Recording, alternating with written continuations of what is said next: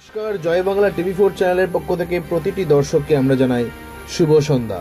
সেই সঙ্গে বাংলার প্রতি লাগাতার কেন্দ্রীয় বঞ্চনার প্রতিবাদে বিজেপি সরকারের বাংলার মানুষের প্রতি বঞ্চনার প্রতিবাদে সেই সঙ্গে 100 দিনের কাজের টাকা, আবাস যোজনার টাকা, রাস্তাঘাট থেকে শুরু করে বন সৃজন থেকে শুরু করে একাধিক জনকল্যাণমূলক কাজের টাকা অন্যায়ভাবে বন্ধ করে দেওয়ার প্রতিবাদে আগামী 10ই মার্চ বেলা 11টায় ব্রিগেড ময়দানে সর্বভারতীয় তৃণমূল কংগ্রেসের পক্ষ থেকে জনগর্জন সভার আয়োজন করা হয়েছে। উক্ত সভায় যোগদান করার জন্য বাঁশরী অঞ্চল তৃণমূল কংগ্রেসের পক্ষ থেকে বাঁশরী গ্রাম পঞ্চায়েতের প্রতিটা বুথে বুথে প্রতিটা এলাকায় মানুষদের সচেতন করা থেকে শুরু করে এবং এই উক্ত সভায় যোগদান করার জন্য মানুষদের আহ্বান করা থেকে শুরু করে মানুষদের এই সভায় যোগদান করার জন্য প্রচার অভিযান চালানো হলো। সেই প্রচার অভিযানের কিছু অংশ আমরা আপনাদের সঙ্গে শেয়ার করছি। সঙ্গে থাকবেন, চ্যানেলটিকে সাবস্ক্রাইব করবেন, লাইক করবেন, শেয়ার করবেন, কমেন্ট করবেন। এটা তো আমাদের চিন্তা করতে হবে। একমাত্র মমতা যে দীর্ঘ কয়েক বছর আমাদের 100 দিনের টাকা সহ বিভিন্ন দাবির ভিত্তিতে সারা বাংলায় আমাদের আন্দোলন চলছে। আজকে তাই এই সমস্ত ভূতে আমরা তারই প্রতিবাদে অর্থাৎ দিল্লির বিরুদ্ধে আমাদের যে আন্দোলন, তাই আমরা প্রতিবাদ মিছিল আমরা শুরু করেছি এখানে।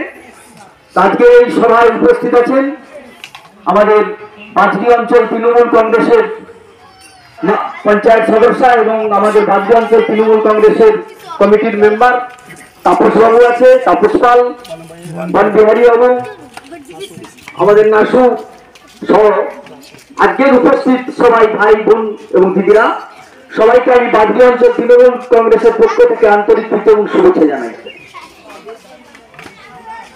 আমরা প্রতিটি জায়গায়, আমরা সারা বাংলাতেই বলা যায় বিভিন্ন দাবিতে, অর্থাৎ আপনারা তো সবাই জানেন যেটা আমাদের আজকে মিছিল হলো যে 100 দিনের যে কাজের টাকা প্রায় 2 বছর কেন্দ্রীয় সরকার মিথ্য অজুহাত দিয়ে আমাদের এই 100 দিনের কাজের টাকাটা বন্ধ করে রেখেছিল।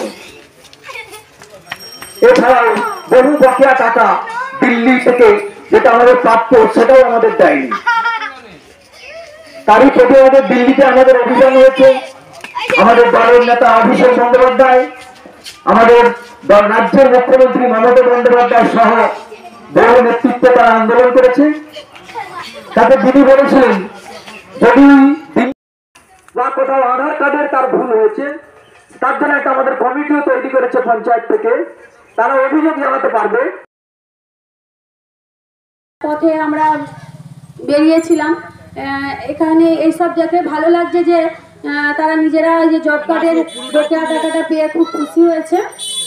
শুধু বকেয়া টাকাটা নয়, আমাদের মেয়েরা লক্ষ্মীর ভাণ্ডার থেকে শুরু করে সমস্ত দিদি প্রকল্পগুলো পেয়ে অনেকটা খুশি। তবুও মাঝখানে কেন এরকম আমার গ্রামটা এই তৃণমূল কংগ্রেসকে বিচ্ছিন্ন হয়ে গেলে জানি না। তো প্রথমে কিন্তু আমাদের এই বাঁশরী অঞ্চল গর্ব করতো আমাদের এই সমস্তপুর মোহনপুর গ্রামটাকেই নিয়ে, কিন্তু তার মাঝখানে এইরকম হয়ে গেল। তার কারণ আমি বুঝতে পারি না, আপনারা হয়তো খুব ভালো করেই জানবেন, কারণ এখানে যেমন সবাই রয়েছেন তারা কিভাবে ভোটটা কোন জায়গাতে দিয়েছেন বা কার কথা শুনেছেন সেটা আপনারাই ভালো ঠিক মতো জানবেন। তো আবার আসছে আর সামনে লোকসভা ভোট, আবার সবাই একসঙ্গে মিলিত হয়ে আমরা বেরোবো। গ্রামের মানুষদেরকে আর হয়তো বোঝানোর কিছু থাকবে না, কারণ আমাদের জন্য মমতা ব্যানার্জি যেটা করছে শুধু আমাদের নয়, আমাদের ছেলে মেয়েদের জন্য, আমাদের বয়স্ক বাবা মার জন্য এবং আমাদের যে প্রতিবন্ধী কেউ বাড়ির অনেকেই আছে হয়তো তাদের জন্য, সেগুলো ভেবে এবং সেগুলো মাথায় রেখেই আমরা আমাদের লোকসভা ভোটগুলো আবার গুছিয়ে যেখানে দেওয়া সেটা দিয়ে আবার মমতা ব্যানার্জিকে হয়তো জয়ী করব, এটাই ইচ্ছা থাকলো।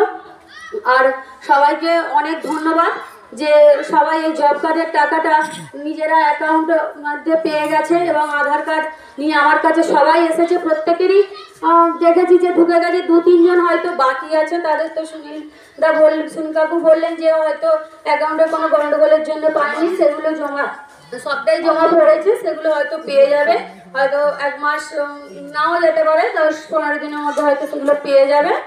তো সবাইকেই আবার শুভেচ্ছা জানাই ও ভালোবাসা জানিয়ে আমি এই কথা বলি।